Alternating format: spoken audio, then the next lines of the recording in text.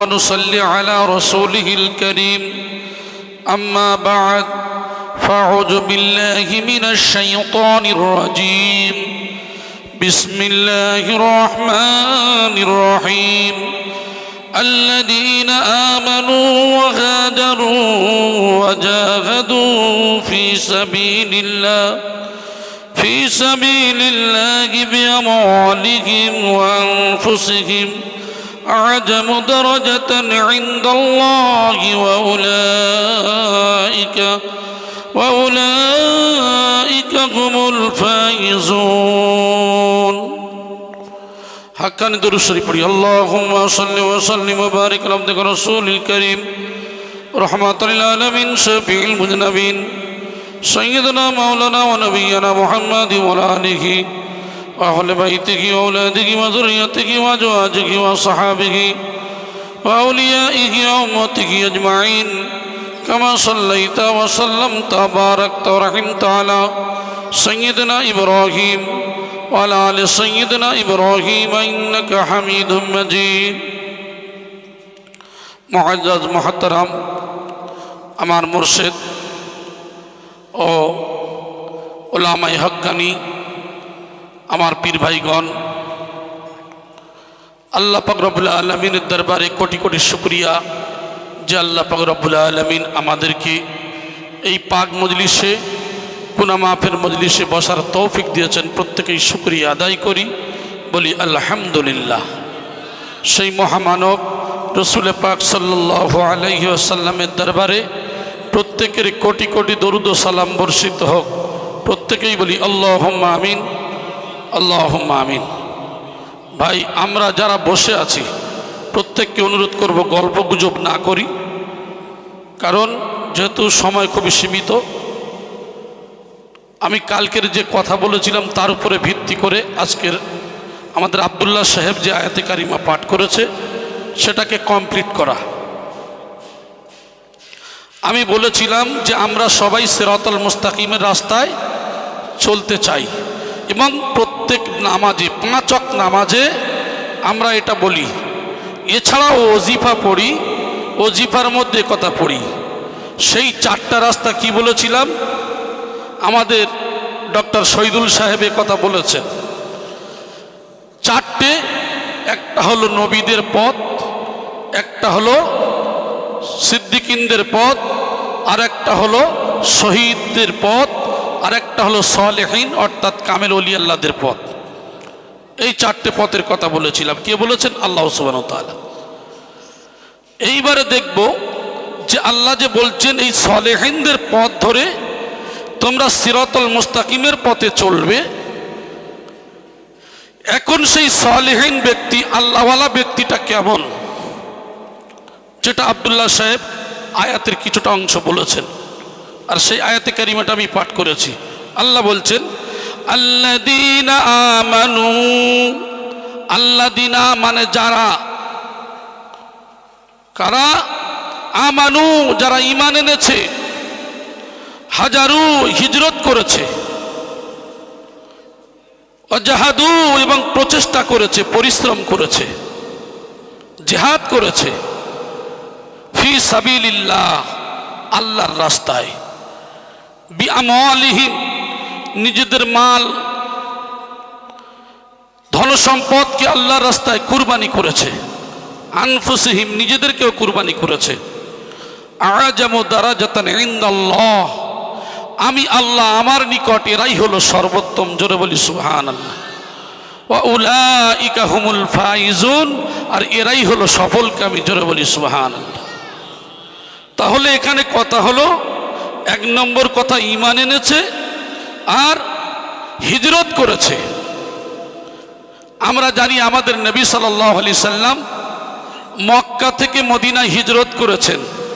আর সুফি মুফতি আজান গাছি রহমাতুল্লাহ আলাই, তিনি জমিদারিকে ত্যাগ করে দিয়ে সুরির জঙ্গলে তিনি কি করেছেন? তিনি হিজরত করেছেন। জোরে বলেন সুবহানাল্লাহ। 14 বছর কাটালেন, অনেক রিয়াজত মুজাহিদা করলেন, তারপরে তিনি 8 জন কামেল ওলি আল্লাহর খেদমত করলেন, তারপরে হাক্কানি আঞ্জুমানকে স্থাপন করলেন। জোরে বলি সুবহানাল্লাহ। ঠিক ওইরূপ সুফি মুয়াজ্জিন কেবলা রহমাতুল্লাহ আলাইহির কথা আপনারা তো শুনছেন, সুফি আবশী রহমাতুল্লাহ আলাইহির কথা। একের পরে এক সব কিন্তু নিজের জন্মস্থান ছেড়ে সব তারা একের পর এক কী করেছে, হিজরত করে আজকের এই বাগমারির এই যে জমিনে এসে একের পরে এক সব নিজেদের জীবন সব কিছুকে আল্লাহ রাস্তায় কুরবানি করেছে।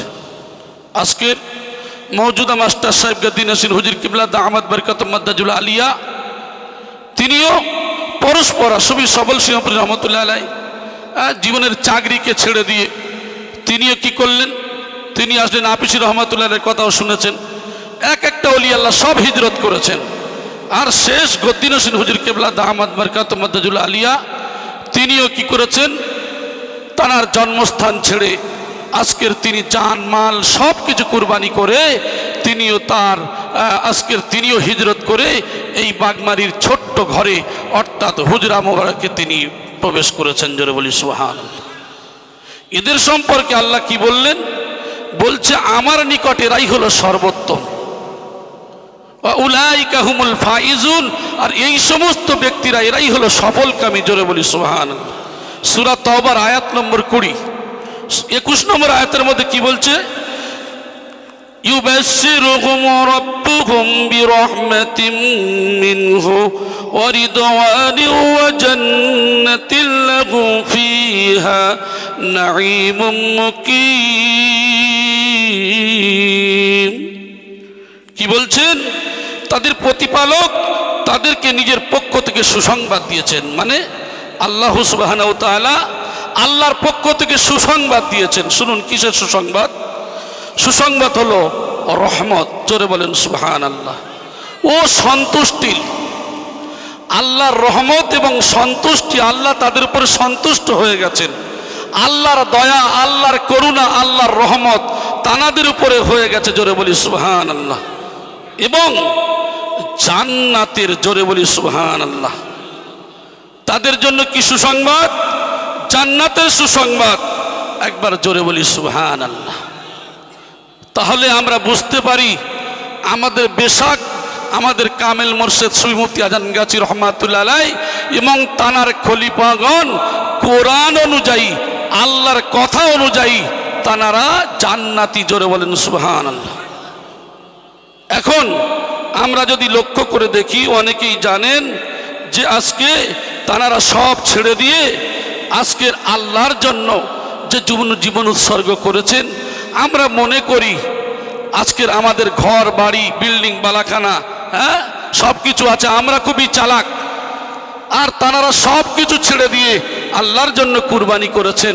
আমরা মনে করি ওনাদের জীবনটা বেকার হয়ে গেছে, বৃথা হয়ে গেছে। ছোট্ট একটা উদাহরণ দিয়ে আমি শেষ করে দেব, কারণ সময় খুব সীমিত। আপনারা জানেন বাদশাহ হারুনুর রশিদ, বাদশাহ হারুনুর রশিদের ঘটনা জানেন তো, অনেক ঘটনা আছে ওনার। এই বাদশাহ হারুনুর রশিদ এনার শাসনামলে একজন পাগলা ছিল, বাহালুল পাগল। আসলে ইনি তো কোন পাগল, আল্লাহর পাগল। জোরে বলেন সুবহানাল্লাহ। এই বাহালুল পাগল ইনি এমন একজন ব্যক্তি ছিলেন যার অধিকাংশ সময় কবরস্থানে কাটাতেন, কবরস্থানে বসে থাকতেন। আচ্ছা বলেন দেখি, এই সময় যদি কেউ কবরস্থানে বসে থাকে তা আমাদের ভাষায় আমরা কি বলবো?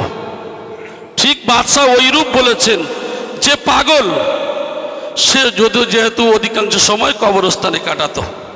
তো বাদশাহ হারুনুর রশিদ একদিন যাচ্ছেন, যেতে যেতে কি করছেন, বাদশাহ ডাক দিলেন তাকে দেখে, বলছে এই পাগল। কাকে বলছেন? বাহালুলকে বলছেন যে হে পাগল, তোমার কি এখনো জ্ঞান ফেরেনি? মানে আমাদের ভাষায় আমাদের মোর্শেদগণ যে আজকের সব কিছু আমরা কত শান শওকাত, সব জায়গায় ঘুরে বেড়াই, আরাম আয়েশ, টাকা পয়সা ধন দৌলত সব আছে, আর আমাদের ভাষায় আমরা কি বলবো? যেহেতু তিনি একটা ঘরে রয়েছেন, সব কিছু ত্যাগ করে আমাদের ভাষায় আমরা মনে করি তানারাই পাগল। তানারা কারা পাগল? আল্লাহর পাগল। জোরে বলেন সুবহানাল্লাহ। ঠিক তদ্রূপ বাদশাহ হারুনুর রশিদ বলছেন এই পাগল, তোর এখনো জ্ঞান ফেরেনি? তো ওই বাহালুল পাগল বাদশাকে বলছে, এ কথা শোনার পরে তিনি কি করেছেন, একটু নাচতে নাচতে মানে দৌড়াতে দৌড়াতে একটা গাছের ডালে ঠেলে উঠেছেন, গাছের উঁচু জায়গায় উঠেছে, উঠে সেখান থেকে বলছেন যে যে আমি পাগল না হে বাদশাহ, তুমি পাগল, আমি পাগল না তুমি পাগল? তো সেই সময় বলছেন যে বাহলুল কি বলছেন যে আমি হলাম বুদ্ধিমান। আস্তে আস্তে করে কাছে এসে যখন বলছে কি করে কথা বললে, তো এই পাগল বলছে, বাহলুল পাগল বলছে না আমি বুদ্ধিমান। বাদশাহ জানতে চাইল কিভাবে বলেন, কিভাবে আপনি হতে পারেন বুদ্ধিমান? তখন বাহলুলের রাজপ্রাসাদে, এই যে আপনার হারুনুর রশিদের রাজপ্রাসাদের দিকে তাকিয়ে বাহলুল পাগল ইঙ্গিত করে কি বলছেন দেখেন, বলছেন এই যে আপনার যে দালান, এই যে দালান আবাসস্থল যেটা রয়েছে আপনার রাজপ্রাসাদ, এগুলো হলো ক্ষণস্থায়ী। কি ক্ষণস্থায়ী? আর এই যে যে জায়গায় দেখতে পাচ্ছেন খানায়ে আসলি মে জানে কি জরা তু ফিকর কর, খোলা কে দেখ ইলমি यार कैसे चल बसे। একবার জোরে বলি সুবহানাল্লাহ। আমার আপনার মুর্শিদ কি দিয়েছেন? আরে তুমি দুনিয়ার যে ঘর বাড়ি বিল্ডিং বালাখানা দেখছো, এটা আসল ঘর নয়। আসল ঘর নিয়ে তুমি চিন্তা করো, এই কবরখানায় ওই যে কবর রয়েছে, এটাই হলো তোমার আসল ঘর। জোরে বলেন সুবহানাল্লাহ। তো ঠিক ওই রূপ ভাবে বাদশাকে পাগল বলছেন বাহলুল। ওই সময় বলছেন যে বাদশাহ, আপনার ওই রাজপ্রাসাদ খুব ক্ষণস্থায়ী, বেশি দিনের জন্য নয়, আর কবর হলো চিরস্থায়ী। জোরে বলেন সুবহানাল্লাহ। তো এবার কি করলেন বাহলুল পাগলের এই কথা শুনে, তখন কি হলো, তার দিনের মধ্যে কথাটা আসর করেছে। এমন কথাটা শোনার সাথে সাথে তখন বাদশাহ হারুনুর রশিদ কান্না শুরু করে দিয়েছেন। কানতে কানতে তার দাড়ি মোবারকগুলো ভিজে গেল। দাড়ি যখন ভিজে গিয়েছে, তিনি বললেন আল্লাহর কসম তুমি সত্যবাদী। জোরে বলেন সুবহানাল্লাহ। আমরা যারা আমাদের মুর্শিদকে মনে করি এই ছোট্ট ঘরের মধ্যে রয়েছে, এনারা পাগল, এনারা কিছু বোঝে না, আসলে তারা তো আল্লাহর পাগল, আমরা বুঝি না। আর আমরা যারা এখানে এসেছি, এর মধ্যে যারা সেই মুর্শিদকে চিনতে পেরেছি, বুঝতে পেরেছি, তখন কি করেছি আমরা? তখন বুঝতে পেরেছি ইনি বেশক একজন আল্লাহর মেহবুব বান্দা। অতএব তখন আমরা তওবা তিল্লা করে আমাদের জীবনের মানুষের মধ্যে অনেক মানুষ তারা আল্লাহ ওয়ালা হয়ে গেছেন। জোরে বলেন সুবহানাল্লাহ। এই জন্য করে হুজুর কেবলার ভাষায় প্রায় বলে থাকেন, বাবা এটা হলো অলি তৈরির কারখানা। জোরে বলেন সুবহানাল্লাহ। এখানে বসে আছেন অনেকে সাধারণ মানুষ, কিন্তু তাদের আমরা চিনতে পারি না, তারাই হলো আল্লাহর অলি। জোরে বলেন সুবহানাল্লাহ। ঠিক তদ্রূপ এই যে কথা বলার সাথে সাথে তিনি কি করলেন, তিনি সঙ্গে সঙ্গে বললেন তোমার উপদেশ আমার জন্য, আমার কিছু উপদেশ দাও, আমার কিছু উপদেশ দাও। কে বলছেন? বাদশাহ পাগলকে বলছেন আমার কিছু উপদেশ দাও। তখন তিনি কি বললেন যে আল্লাহর কিতাবই তোমার জন্য যথেষ্ট। জোরে বলেন সুবহানাল্লাহ। আমার আপনার মুর্শিদ তিনি কি বলছেন যে আল্লাহর কোরআন আর রসুলের সুন্নাত এইটাই আমাদের জন্য যথেষ্ট। ঠিক কি না? একবার জোরে বলি সুবহানাল্লাহ। এই যে আমাদের কাছে দিলেন। আর বাদশাহ তখন কি বলছেন যে তোমার যদি কোনো অভাব থাকে তুমি আমাকে বলতে পারো, আমি পূরণ করব। কে বলছেন? বাদশার কথা তো বাদশাহ বলবে। বলছে যে কিছু যদি চান আমি পূরণ করব। বলে তাই আপনি পূরণ করবেন? এবার পাগল কি বলছে দেখেন, আল্লাহর পাগল কেমন হয়। আমরা তো মনে করি আমাদের মুর্শিদ দরবারে হুজুর আপনার কি চাই বলুন, আপনার আল্লাহর ওলি এই যে দেখেছেন শান শওকাতে ছেঁড়া ফাটা এই সমস্ত জিনিস দেখে মনে হচ্ছে যে এটা কোনো চিকনাই দরবার নয়। এই দরবার কত দেখেছি, কত সুন্দর। এখানে দরবার সব ছেঁড়া ফাটা বাঁশ খুঁটি এইসব দিয়ে তৈরি। আসলে হুজুর যদি আপনি অনুমতি দেন তাহলে আমরা কিছু মালপত্র দিই। দেখেন ওলি আল্লাহদের চাহিদা দেখেন। আমরা তো দুনিয়ায় খালি চাহিদা করি। কি চাহিদা করি? তো বাহলুল পাগলকে যখন বলছেন যে আপনি কি চান বলুন, নিঃসংকোচে আমাকে বলতে পারেন, আমি অবশ্যই আপনাকে দেব।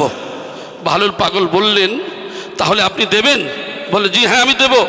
তখন বলছেন যে মরণের সময় হলে আমার আয়ু যেন বৃদ্ধি হয়, আমার মরণটা যেন তাড়াতাড়ি না হয়। এই কথা যখন বললেন তখন বাদশাহ কি বলছেন, আমার পক্ষে অসম্ভব। সুবহানাল্লাহ বলেন। কি চাইলেন? যে আমার হায়াত বৃদ্ধি করে দেন। বলছে এটা আমার দ্বারাই সম্ভব নয়। তারপরে বাহলুল আবার বলছেন আমাকে মৃত্যুর ফেরেশতা থেকে রক্ষা করেন। মৃত্যুর সময় যখন ফেরেশতা আসবে আমাকে রক্ষা করেন। তখন বলছে না এটাও আমার দ্বারা সম্ভব নয়। আমার পক্ষে সম্ভব নয়। বাহলুল বলছে তাহলে আমাকে জান্নাতে দেবেন, জাহান্নাম থেকে আমাকে বাঁচিয়ে দেন। বলছি এটাও আমার দ্বারা সম্ভব নয়। সুবহানাল্লাহ, সুবহানাল্লাহ। বাহলুল সেই সময় বলছেন তবে জেনে রেখো তুমি বাদশা নাও, তুমি আসল বাদশা নাও।